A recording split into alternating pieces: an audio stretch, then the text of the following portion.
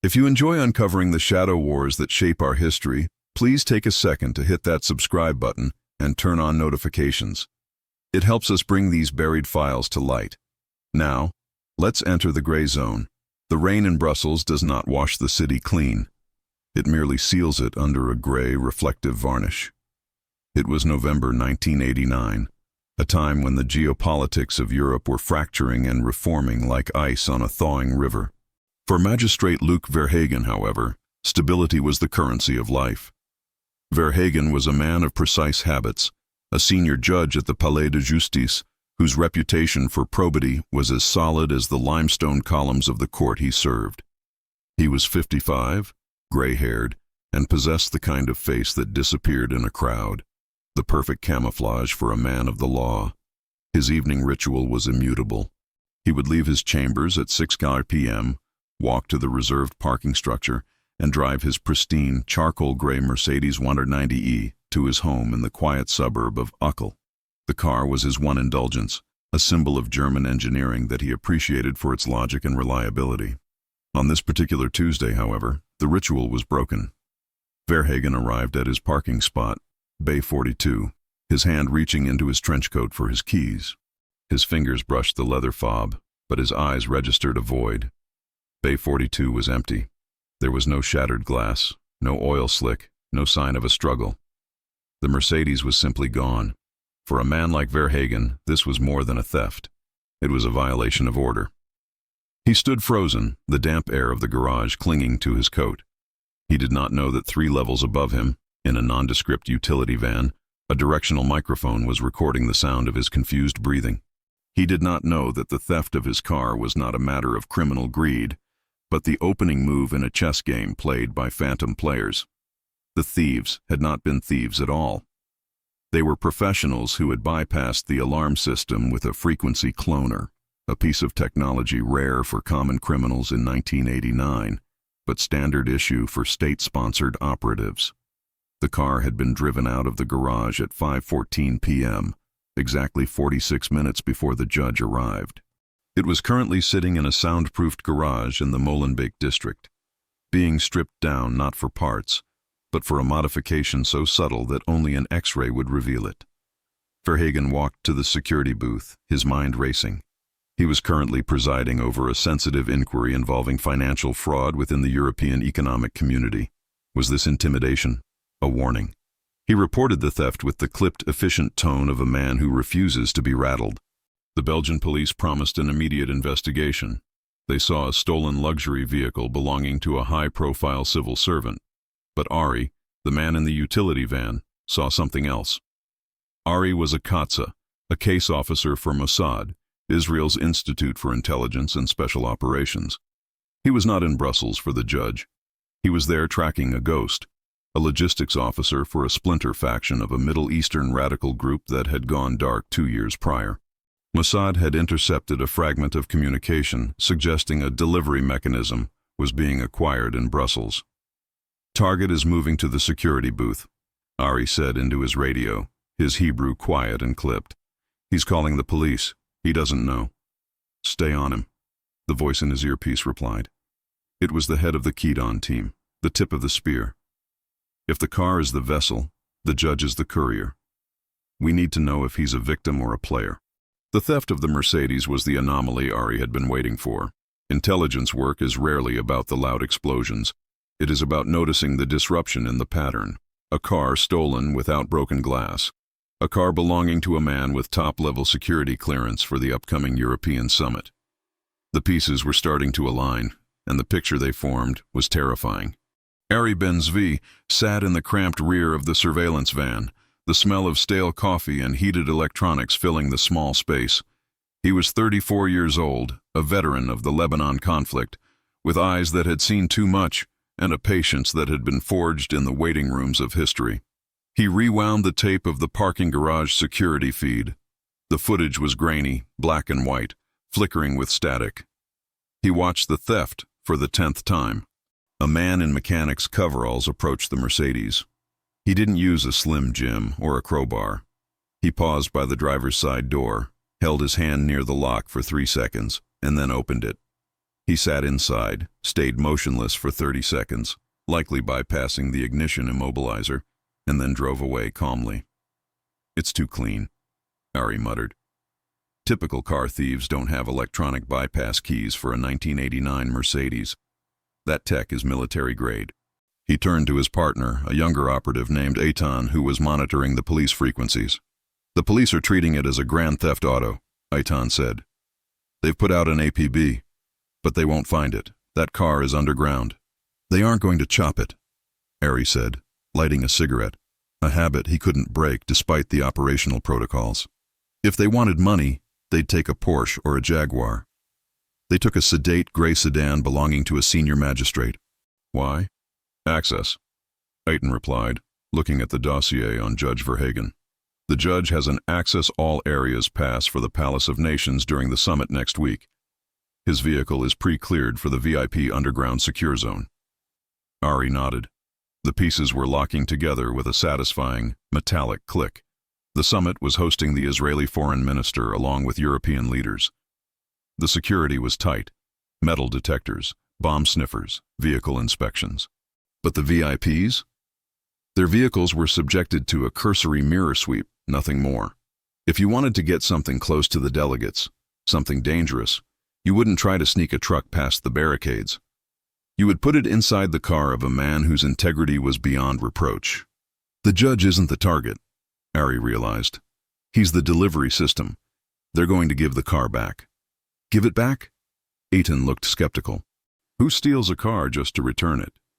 Someone who needs to plant something inside the chassis that a roadside inspection won't find, Ari said. They steal it, modify it, and then abandon it somewhere the police will find it. The police return it to the judge. The judge drives it to work. He drives it right into the heart of the summit. It was a brilliant plan. It relied on the psychology of the victim. The judge would be so relieved to get his car back, so reassured by the police inspection, that he would never dream he was driving a weapon. It was the Trojan horse, updated for the late 20th century. We need to find that car before the police do, Ari commanded. Activate the Psionim. The Psionim were Jewish volunteers, citizens of foreign countries who assisted Mossad with logistics, renting cars, providing safe houses, or in this case, keeping eyes on the streets. Ari needed to know where that Mercedes had gone. The clock was ticking. If the modifications were completed and the car returned to the streets, the judge would become a walking time bomb, and Mossad would be forced to make a terrible choice. Let the plot run to catch the ringleaders, or neutralize the threat and cause a diplomatic nightmare. To understand the severity of the threat, one had to understand the man Ari called the engineer. His real name was believed to be Walid al-Hassan, a former chemistry student who had dropped out to join the training camps in the Bekaa Valley. Intelligence agencies had been chasing him since 1982. He did not command foot soldiers. He did not make speeches. He built things. The engineer specialized in concealment. He had built devices hidden in hollowed-out books, in cameras, in the heels of shoes. His signature was the invisible circuit, wiring that mimicked the natural components of the object he was weaponizing. If he was in Brussels, and if he had his hands on the judge's Mercedes, he wasn't just putting a package in the trunk. He was turning the car itself into the device. Ari's team had tracked al-Hassan to Brussels via a convoluted route involving a fake Cypriot passport and a money transfer through a bank in Luxembourg. The money trail ended at a shell company that rented industrial warehouse space. "We have a hit on the license plate," Eitan said, breaking the silence of the van. "Not the judge's plate. The van that dropped off the mechanic at the garage.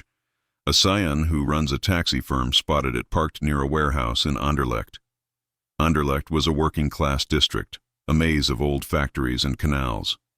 Perfect for hiding in plain sight. "Get the team ready," Ari said. "We go in for recon." "No engagement. We need to confirm the Mercedes is there and see who is working on it." The Mossad team moved with the precision of a unit that had trained together for years. They were Caesarea operatives, the elite Special Operations Division. They switched vehicles, moving from the van to two unassuming sedans. They wore civilian clothes that blended into the drab Brussels evening. They arrived at the target location at 2 a.m. The warehouse was dark, but thermal imaging showed heat signatures inside. Two men were working near a large object. The heat bloom of a welding torch flared white-hot on the screen. "They're cutting into the frame," Ari whispered, watching the monitor. "They are putting something inside the door panels or the chassis rails." "Is it Al-Hassan?" Eitan asked. Ari squinted at the screen. The figure holding the torch paused and lifted his welding mask to wipe sweat from his brow. Even in the grainy green of the night vision, the profile was unmistakable. The sharp nose, the receding hairline. "It's him," Ari confirmed. "The ghost is real, and he's building a masterpiece." The urge to storm the building was overwhelming. They could end it right there. A breach, 2 double taps, threat neutralized. But Ari knew the rules. If they took out Al-Hassan now, they wouldn't know the target, the timing, or the network. And more importantly, they wouldn't know if there were other cars. "Pull back," Ari ordered. "We watch. We wait for them to release the car. We need to see the handover." As they withdrew, Ari felt the cold weight of the responsibility. They were gambling with the lives of everyone at that summit. They were betting that they could intercept the car after it was armed, but before it detonated. It was a high-wire act with no safety net. While the surveillance team watched the warehouse, another arm of Mossad was dissecting the life of Magistrate Luke Verhagen. In the intelligence world, everyone has a secret. The goal is to find the lever that can be pulled. Sarah, a psychological profiler based in Tel Aviv, poured over the data faxed to her from the Brussels station. She looked for debts, affairs, gambling habits, hidden radicalism. She looked for the mice triggers: money, ideology, coercion, ego. "He's boring," Sarah reported to Ari over an encrypted line. "Painfully boring. He pays his taxes on time. He goes to Mass on Sundays. He plays bridge on Thursdays. His wife passed away 5 years ago. He is not remarried. His only daughter lives in London." "There has to be something," Ari insisted. "Why him? Why not a diplomat or a security chief?" "Because he is invisible," Sarah replied. "He is part of the furniture of the state. He has been a judge for 20 years. Security guards don't check him because they know his face. He's the perfect mule because he is genuinely innocent. If he were coerced, he might sweat. He might look nervous at a checkpoint. But a man who thinks he is just driving his own car to work, he will be calm. He will wave at the guards." "The unwitting asset," Ari noted. "It was the most dangerous kind. You couldn't interrogate them because they knew nothing." The profile confirmed Ari's theory. Verhagen was not a conspirator. He was the victim of a sophisticated plot that preyed on his routine. The terrorists had done their homework. They knew which bay he parked in. They knew his schedule. "We have to protect him," Ari said, a rare note of empathy entering his voice. "He's a civilian." "He's a vector," the voice of his commander in Tel Aviv cut in. "Your priority is the threat. The judge is secondary. If you have to run him off the road to stop that car, you do it." Ari hung up the phone. He looked at the photo of Verhagen, a man in judicial robes, smiling slightly. In a few days, that man would unknowingly be driving a vehicle capable of changing the course of history. Ari wondered if Verhagen would ever understand how close he came to the edge. The investigation deepened. They checked the judge's mechanic, a small garage in Uccle. It turned out the garage had a new employee, a young man from North Africa who had started 2 months ago. He had access to the keys. He had made the copy. "The mechanic is the spotter," Ari told Eitan. He gave them the transponder code for the key. "He's the leak." They decided not to lift the mechanic yet. He was low level, a cutout. If he disappeared, Al-Hassan would know the operation was blown. They had to let the play continue. They had to watch the judge suffer the inconvenience of the bus, knowing that his beloved Mercedes was currently being turned into a weapon of mass destruction. Inside the warehouse in Anderlecht, the engineer was finishing his work. This was not a crude bundle of dynamite connected to an alarm clock. This was advanced tradecraft. He was using a plastic explosive known as Semtex H, sourced from Eastern Bloc stockpiles. It was malleable, odorless, and difficult for dogs to detect if sealed correctly. He wasn't placing it in the trunk. He was lining the hollow spaces inside the car's roll cage. He removed the interior door panels and packed the explosive into the cavities, rolling it thin so it wouldn't bulge. The detonator was the masterpiece. It wasn't a timer. It was a remote receiver linked to the car's own electronics. It was wired into the brake light circuit. The trigger would be a specific sequence of radio pulses sent from a nearby spotter, combined with the depression of the brake pedal. It ensured the car would only explode when it was stopped, likely at the drop-off point of the summit, right as the VIPs were exiting their vehicles. The engineer worked with gloves and a hairnet. He vacuumed the interior of the car 3 times. He wiped down the dashboard with a solvent that removed DNA and fingerprints. When the car was returned, it had to look exactly as it had left. Any smell of chemicals, any loose screw, could alert the owner. Back in the van, Ari's team watched the heat signatures move. "They're putting it back together," Aiton whispered. "Look at the time. It's 4 a.m. They want to dump it before dawn." "Where will they leave it?" Ari asked. "Somewhere public," Aiton guessed. "Somewhere it will be towed or reported quickly." At 4:45 a.m., the garage door opened. The gray Mercedes rolled out. It looked perfect. It glided through the rainy streets, followed discreetly by 2 Mossad vehicles. They maintained a floating box surveillance, never directly behind, always parallel or 1 street over, handing off the visual from one car to the other to avoid detection. The Mercedes was driven to a quiet residential street in the Ixelles district, only a few miles from the judge's home. The driver got out, wiped the steering wheel one last time, locked the door, and walked away to a waiting car. "They parked it in a no-parking zone," Ari noted, "blocking a driveway. They want the residents to call the police." It was smart. If they just left it in a parking lot, it might sit for days. By blocking a driveway, they ensured an immediate police response. The police would run the plates, see it was the stolen judge's car, and call him with the good news. "The trap is set," Ari said. "Now we have to inspect it." They couldn't touch the car while it was on the street. It was too risky. They had to wait for the police to tow it to the impound lot. Mossad had a contact in the Brussels police impound. Not a knowing agent, but a corrupt official who accepted bribes to look the other way. "Get the tech team ready," Ari ordered. "As soon as that car hits the impound, we have 20 minutes to scan it before the judge is notified." While the Mercedes sat waiting for the tow truck, Ari's team followed the driver, who had dropped it off. He led them back to a safe house in the Molenbeek district. This was the command center. Mossad analysts quickly identified the associates entering and leaving the apartment. They were members of a radical faction that had previously operated out of Beirut. They had links to state sponsors who opposed the peace process. The connection was clear. They wanted to disrupt the European summit to punish the West for its interference in the Middle East and to assassinate the Israeli foreign minister. "It's a decapitation strike," the division chief briefed Ari. "If they succeed, they take out European leaders and our minister. It would be the biggest terror attack since Munich." The stakes had just escalated. It wasn't just a bomb, it was a geopolitical earthquake waiting to happen. Back at the impound lot, the tech team moved in. The car had been towed at 7 a.m.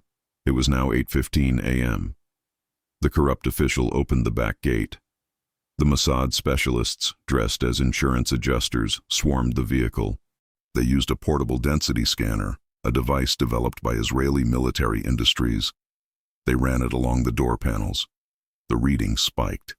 "High-density material," the technician whispered into his headset. "Organic compounds. It's Semtex. The doors are packed with it. At least 20 kilos. "Can we defuse it?" Ari asked from the command post. "Negative," the technician replied. "It's buried in the frame. To remove it, we'd have to strip the car. We'd leave marks. The judge would know." "Can we disable the trigger?" "We can't find the receiver without taking apart the dashboard. If we touch it, there might be an anti-tamper device. If it blows here, we take out a city block." Ari cursed. They couldn't disable it without blowing the operation. If they seized the car now, the terrorists would know they were burned and the engineer would flee. They would lose the cell. "Leave it," Ari ordered, his voice cold. "Clean up and get out. We play it out." "You want to let him drive a bomb?" Eitan asked, horrified. "We control the environment," Ari said. "We know the trigger is remote. They need line of sight to detonate. We jam the signal. We intercept the judge before he reaches the summit. But we need him to collect the car. We need the terrorists to think they succeeded." It was a gamble of immense proportions.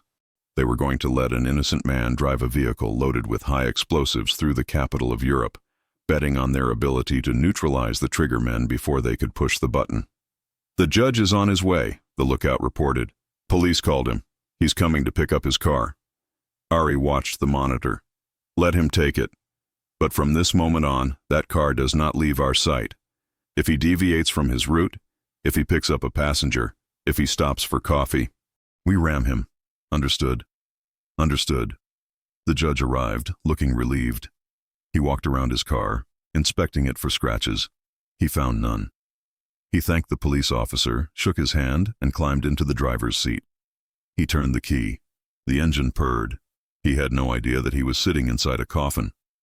The gray Mercedes merged into the Brussels traffic, indistinguishable from the thousands of other sedans navigating the morning drizzle.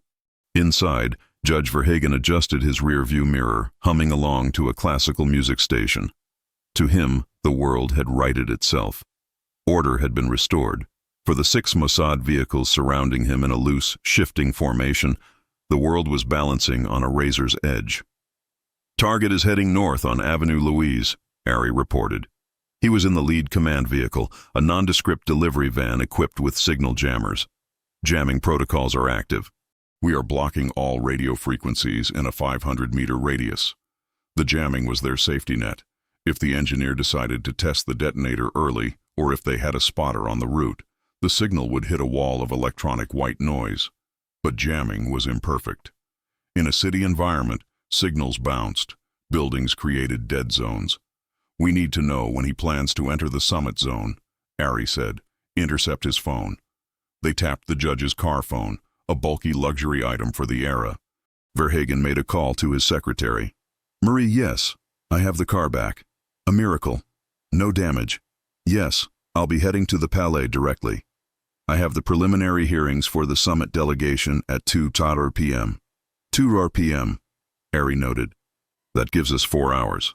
The terrorists will be waiting near the Palais. They need line of sight." The plan was complex. They couldn't just arrest the terrorists. They needed to catch them in the act of attempting to trigger the device to ensure a conviction, or at least to justify a neutralization in the eyes of their own oversight committees. But they couldn't let the car get close to the foreign minister. "We take the terrorists out first," Ari decided. "Then we stop the judge." They had the location of the safe house. They knew the engineer was there. But the trigger man, the one who would actually press the button, would be near the summit. "Aiton, take the tactical team to the safe house," Ari ordered. "Do not breach until I give the signal. We need to find the spotter team first." The streets of Brussels felt claustrophobic. Every red light was a tension point. Every time the judge braked, Ari held his breath, praying the wiring didn't have a secondary friction trigger. The judge stopped at a bakery. He bought a croissant. He smiled at the baker. "Look at him," Aitan said, watching the feed. "He has no idea. That's what keeps him alive," Ari said. "If he knew, he'd sweat. He'd look at the mirrors. The terrorists are watching him too. If they see him panic, they might abort or detonate." The area around the European Commission and the Palais was a fortress. Barricades, police dogs, snipers on roofs. But the terrorists had anticipated this. They didn't need to be inside the perimeter. They just needed to be on the approach route. Mossad spotters, disguised as tourists and street cleaners, scanned the buildings overlooking the main approach road, the Rue de la Loi. They were looking for anomalies. A window open in the rain. A parked car with 2 men sitting too still. "Sector 4, possible contact," a female operative named Yael reported. "Apartment building on the corner, 3rd floor. Curtains drawn, but someone is moving. I see an antenna." Ari zoomed his camera. A small, high-gain antenna was taped to the inside of the window glass. It was pointed directly at the intersection where the VIP cars would slow down to enter the secure zone. "That's them," Ari said. "They're waiting for the visual. When they see the Mercedes, they arm it. When the judge hits the brakes at the checkpoint, boom." "We have 2 hours." Ari checked his watch. "Yael, get a team into that building. Silent entry. I want them alive if possible, dead if necessary. But that transmitter cannot send a signal." Meanwhile, the judge continued his day. He drove to his office at the lower courts, parked the car, fortunately in an open lot not underground, and went to work. The bomb was sitting in the open. "Keep the jammers on the car," Ari ordered. "Do not let that car be unshielded for a second." A diplomatic crisis was brewing in the background. The Mossad station chief in Paris had briefed the Israeli prime minister. The question was raised: should they inform the Belgian authorities? "If we tell the Belgians," the station chief argued, "they will panic. They will evacuate the city. They will sirens and barricades. The terrorists will see it on the news. They will flee. We lose the engineer. But if we fail," the prime minister responded, "and a bomb goes off in Brussels killing European leaders, and it comes out we knew, Israel will be pariah." The decision was made. It was the classic Israeli intelligence doctrine. Protect the existence of the state first. Worry about diplomacy later. They would stop the plot themselves. However, they needed a cover story for stopping the judge. They couldn't just ram him off the road without questions asked. "We stage an accident," Ari formulated. "A traffic collision. We disable the vehicle. The judge is safe, the car is immobilized, and we tow it away before anyone looks too closely." It was messy, but it was the only way to stop the car without alerting the triggermen watching from the apartment. Chapter 10. The Confrontation, 1:30 p.m. The judge left his office. He got back into the Mercedes. He turned onto the Rue de la Loi, heading toward the summit venue. "Trigger team is in position," Yael whispered over the radio. "We are outside their door. Safe house team is ready," Eitan reported from Molenbeek. "Execute," Ari said. "All units execute." In the apartment on Rue de la Loi, the breach was explosive. Yael's team blew the hinges off the door and stormed the room. The two terrorists inside reached for their weapons, AK-47s and the remote detonator. "Gun!" Yael shouted. Two suppressed shots coughed. The terrorist holding the remote crumpled, a hole in his forehead. The second one tried to jump for the window but was tackled and subdued. "Trigger neutralized," Yael reported. "Transmitter is secure." Simultaneously in Molenbeek, Eitan's team hit the warehouse. The engineer, realizing the game was up, tried to burn his documents. He was pulled away from the fire and handcuffed. The mastermind was captured. But the car was still moving, and it was still full of Semtex. Even without the remote, explosives are unstable. Ari's van pulled up alongside the judge's Mercedes. A second Mossad car pulled in front. They boxed him in. "Do it," Ari said. The lead car slammed on its brakes. The judge reacted too slowly. The Mercedes crashed into the rear of the Mossad sedan. Ari's van swerved and clipped the Mercedes from the side, pinning it against the guardrail. Glass shattered, airbags deployed. The Mercedes ground to a halt. Judge Verhagen sat in the smoke, coughing, confused. His precious car was wrecked. He saw men jumping out of the other vehicles. He expected them to exchange insurance information. Instead, Ari ripped the driver's door open. He didn't speak French. He didn't offer an apology. He grabbed the judge by the lapels of his trench coat and dragged him out of the car, pulling him behind the armored engine block of the van. "What is the meaning of this?" Verhagen shouted, his judicial dignity offended. "I am a magistrate." "Be quiet," Ari said in English. Run. Chapter 11. The Unraveling. The scene on Rue de la Loi was chaos. Traffic stopped, horns blared, but the accident scene was controlled by Mossad operatives posing as concerned drivers. They kept civilians back. "The bomb squad is 5 minutes out," Eitan reported. "We called it in anonymously as a suspicious vehicle. We need to disappear before the Belgian police arrive," Ari said. They left the judge sitting on the curb, dazed but unhurt. They vanished into the crowd, slipping into support vehicles that whisked them away. When the Belgian bomb disposal unit arrived, they approached the wrecked Mercedes cautiously. The density scan confirmed the worst. The entire street was evacuated. The summit was delayed. It took them 6 hours to dismantle the car. When they pulled the door panels off and saw the bricks of Semtex, the color drained from the face of the Belgian captain. "Mother of God," he whispered. "It's enough to level the palais." The judge was questioned. He told them about the theft, the recovery, the strange accident. He was cleared of all suspicion, but he was a shaken man. He realized that the thieves had spared his life only to use it. Chapter 12. The Clean End, 3 days later, Ari sat in a cafe in Paris. He was reading a newspaper. The headline screamed about a failed terror plot in Brussels. It credited Belgian police intelligence for a brilliant preventative operation. There was no mention of Mossad, no mention of the mysterious accident that stopped the car, no mention of the raid in Molenbeek where the engineer was found, tied up for the police to arrest, a gift from Mossad to close the loop. The engineer would spend the rest of his life in a maximum security prison. The terror cell was dismantled. The summit concluded without incident. Ari took a sip of his espresso. He watched the people walking by, couples, businessmen, tourists. They had no idea how close the world had come to burning. They lived their lives in the sunlight, unaware of the men standing in the shadows holding up the sky. Judge Verhagen eventually retired. He never bought another Mercedes. He took the bus. He remained a man of order. But sometimes, when he walked through a parking garage and heard the echo of footsteps, he would pause, checking the shadows, understanding finally that order is just a fragile illusion maintained by the vigilance of the unseen. Mission closed, Ari whispered to himself. He left a tip on the table and walked away, disappearing into the gray morning, just another face in the crowd.